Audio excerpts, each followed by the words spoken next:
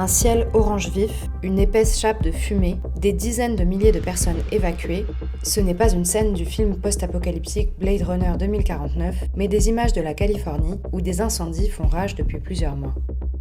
Lundi 14 septembre, le président Trump s'est rendu sur place pour s'entretenir avec les autorités locales.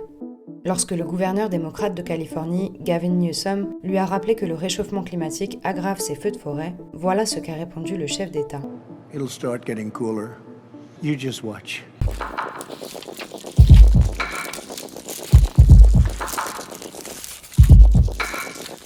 Depuis le début de l'année 2020, plus de 920 000 hectares de forêt ont brûlé en Californie, soit 90 fois la superficie de la ville de Paris.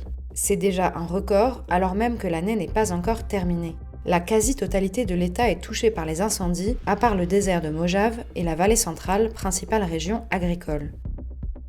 En jaune apparaissent les incendies maîtrisés et en rouge, les feux encore actifs. Certains sont particulièrement étendus.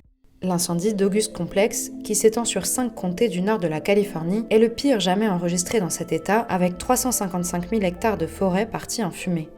Si les feux sont particulièrement nombreux en Californie, ils touchent aussi d'autres États de la côte ouest. C'est le cas notamment de Washington et de l'Oregon.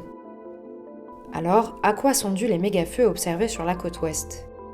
L'explication tient en 2 mots, réchauffement climatique. Les départs de feu sont causés par 3 facteurs principaux, tous liés au climat. En été, la végétation de la côte ouest se dessèche en raison des fortes chaleurs et du manque de pluie. Lorsque les forêts sont desséchées, il ne manque plus qu'une étincelle pour faire partir les feux. Plus les températures augmentent, plus les incendies sont donc nombreux. En 2015, on relevait une centaine de feux de forêt sur l'ensemble de l'année, alors qu'on en compte déjà 235 sur les 9 premiers mois de 2020. Ces 2 cartes permettent de se rendre compte de l'évolution critique du nombre d'incendies et d'hectares brûlés en l'espace de 5 ans.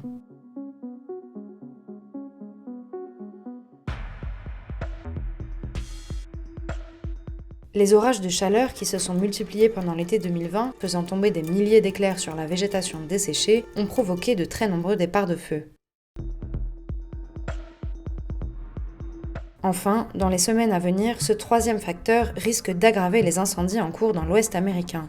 À l'automne, les vents dits de Santa Ana amènent l'air chaud et sec venu du grand bassin des États-Unis, un désert qui couvre presque entièrement le Nevada et s'étend sur plusieurs autres États. Ces vents triplent la vitesse de propagation des feux de forêt, à tel point qu'ils arrivent en bordure des zones urbaines. À tous ces éléments liés au réchauffement climatique s'ajoute parfois le facteur humain. Certains incendies peuvent démarrer en raison de câbles électriques sectionnés ou encore de feux d'artifice organisés par des particuliers.